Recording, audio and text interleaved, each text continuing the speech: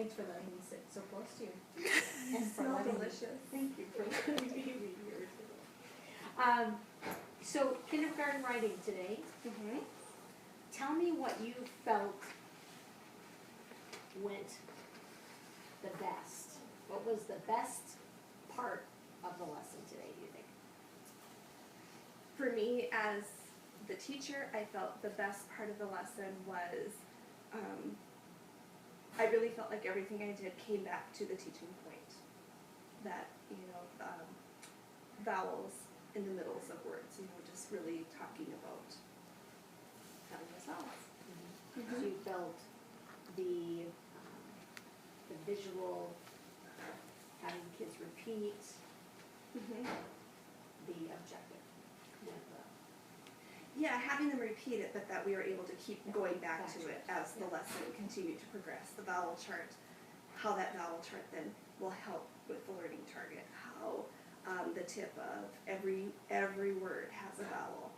Can use the vowel chart to figure out that sound. The practicing, yeah, I guess I felt good that it all seemed to be very much connected to that target. How about in the gradual release? Where do you feel you were in gradual release? Very much at modeled, giving them some opportunity, having the opportunity to listen in at the end, but not having them really share out at all. So I was very much trying to do all of the thinking out loud. Yeah, I think that you modeled that well. The thinking, connecting Bailey's writing and picking out some of that.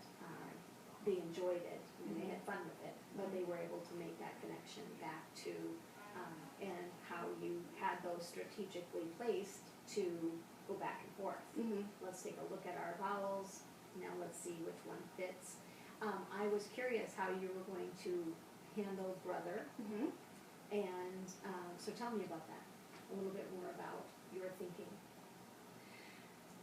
Well, just recognizing that kindergartners are in their very early stages of spelling, and just like first grade, which is where my passion has always been, talking about being able to stretch out words and write the sounds you hear.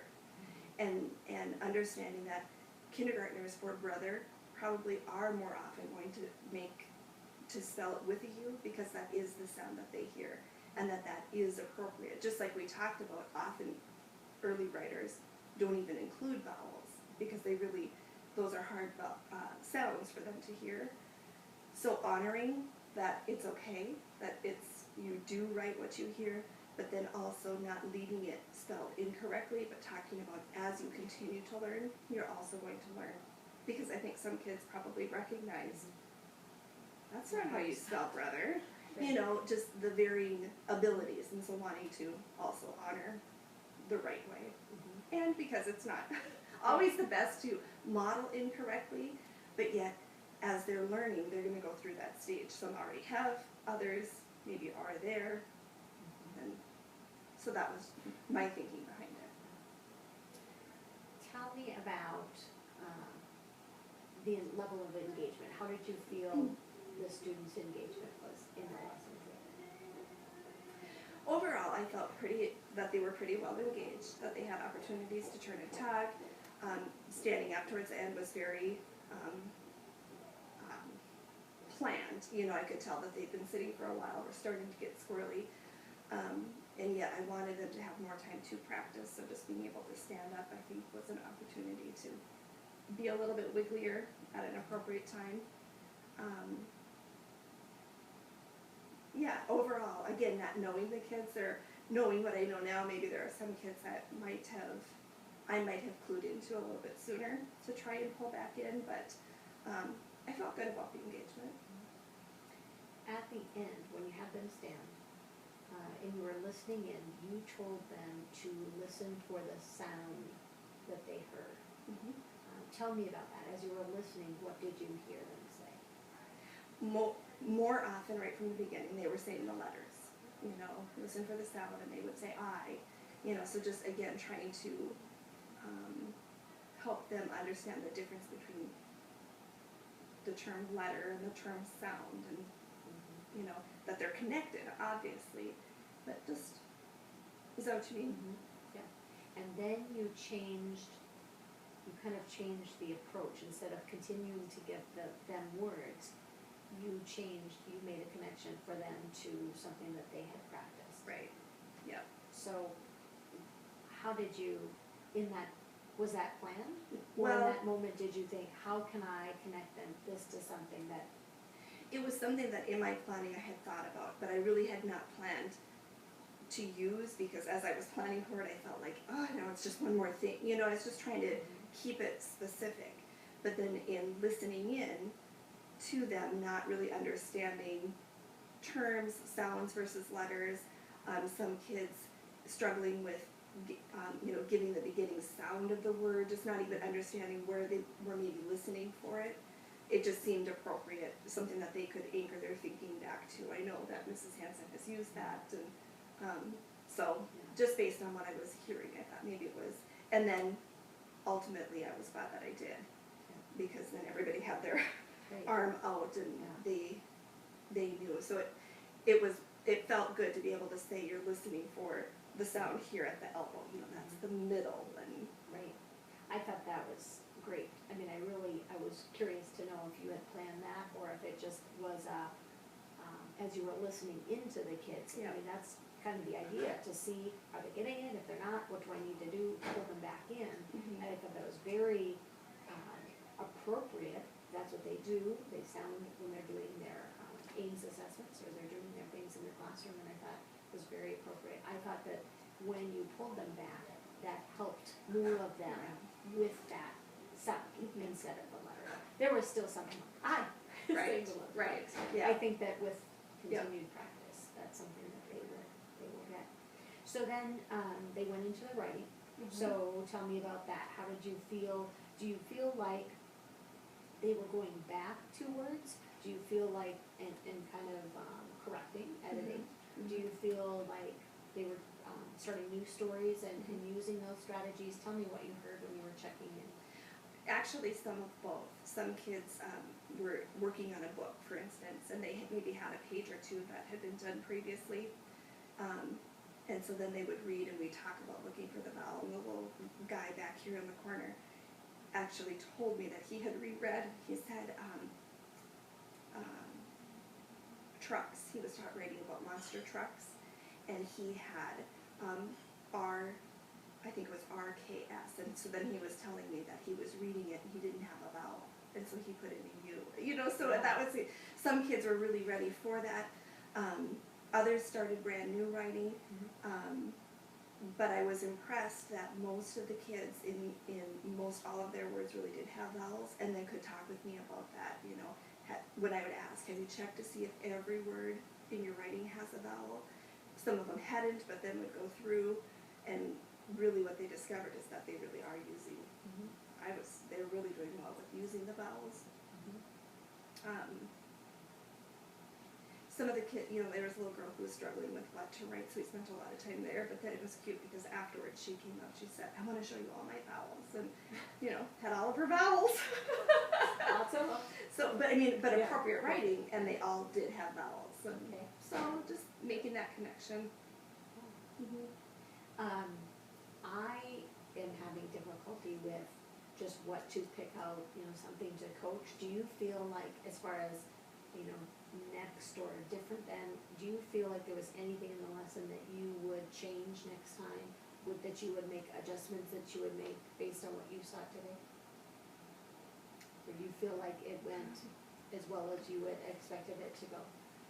I felt like it went better than I expected it to go. I was very pleased with how it went, and I was concerned about some of the student engagement, like building the vowel chart, if that was going to get to be too long with the picture and the visual phonics symbol, and if it was too much.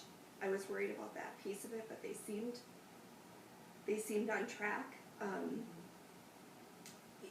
Right in the heart of the lesson, I felt like I took too much time talking about tools because I just love gardening so darn much. And I thought, oh my gosh, wrap it up. It's not about these tools. And yet, as I've been just kind of reflecting on it, I felt like there again, just being able to really reference that the vowel chart is a tool. And that's what we want them to do. We want them to come Right. back to those anchor charts Because I think often I have seen that we've created them and they do just become part of the room, Mhm. but if we keep going back to them, we keep taking them over, Mhm. just like you did to Brianna, show me. Yeah. Show me where you hear the, Mhm. F, and she was able to point and, that will hopefully then connect her to that, this is my tool. Right. I'll Yeah. have to, this is where I need to get back to.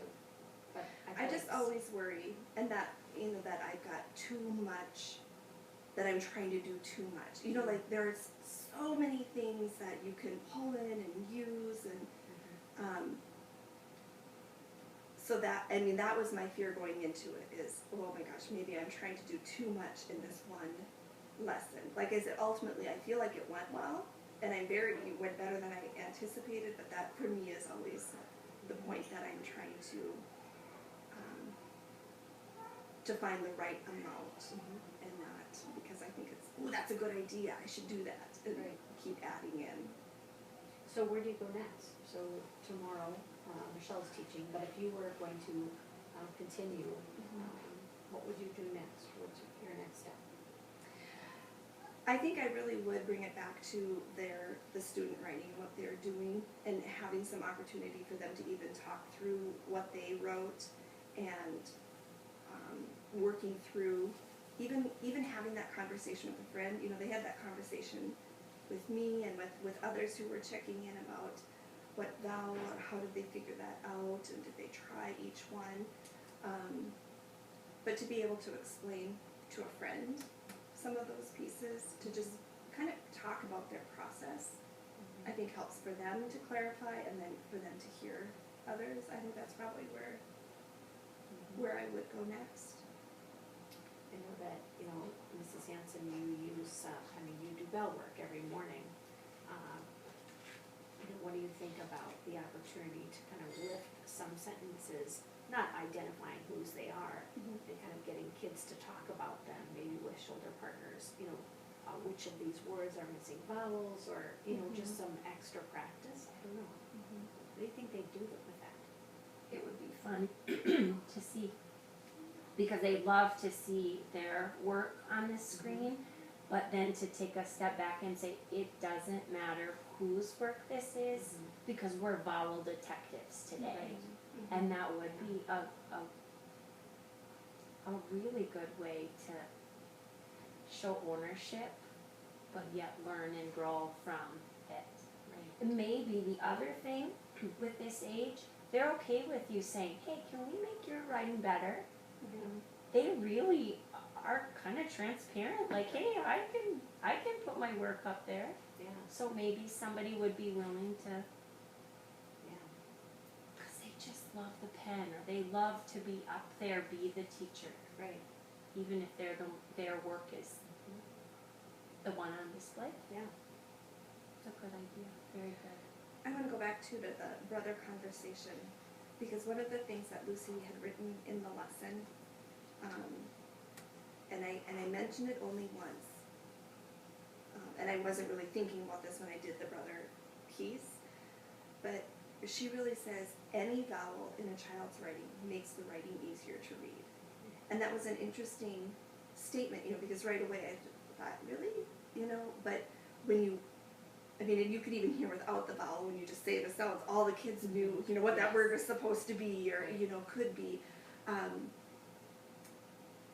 But I think more than anything, just that it's okay for it to not be right, to have that you, or, to make that writing better, but that as long as you're writing a vowel where there's kind of a tricky sound, it is making the writing better and easier for the reader to read. And that was really what I challenged myself to do, is to really sit down and be able to read what the child had written before they told me anything about it, so that I could talk about, because you have vowels, I can read your writing. And really for most of them, except for a couple of the girls, I was able to, but again, they all have those vowels, and so it's true. The word that most often or has been appearing quite a bit is went. And they'll either say what et, and it looks wet, or what it, And if they get all 4 sounds, it's very rare that it's the E in there instead of the I. But a vowel definitely keys you in. Yeah. And I'm wondering if tomorrow, if I can use your, I'm trying to think how that would work, to use brother in making that connection to my word chart. You know, I maybe spelled brother with a U at first, but it just didn't seem right, but I spelled it and that's what I wrote, and that's how I wrote it. But then I could use my word chart to check and see, oh, it's not a U, it's an O, you know. I'm gonna have to think of if I can fit in or if that would work or not. I really, really appreciated how you went back to brother and took it a step farther, and just like you commented in the video, those who were ready will get it, and those who were at a umbrella, they got it. And it validated both sides of that coin, who was ready for it. Right. Because you don't necessarily want to model it incorrectly, because then there is always going to be someone that tilts their head and goes, why is she doing that?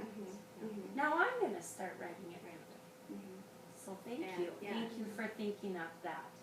And as you get older, there are more spelling patterns and rules that you'll, you know, I think that's, you know, I don't need to worry about that today. But just what can I put in there, so. And then just, can I ask about Bailey's writing? That was really fun, I bet, for you It was. to go back Yeah, and it see all was. that. I was curious right away, did she really have the TH thumb? She did She in wit, but I mean, I really thought she probably pulled it off of a word wall or something the way she had written it, and then she actually had brother with a V. And I thought when I looked at it, there was no sense in saying, Bailey didn't really write it this way, because that wasn't the point of Right. this story at all. Right. And so I really appreciated just giving yourself the chance to just say, this is what Bailey wrote. Yeah. And And when you say that, I have to say to you, for the two of you, I felt probably the most comfortable with this lesson, probably because it's more along the lines of what I taught for 13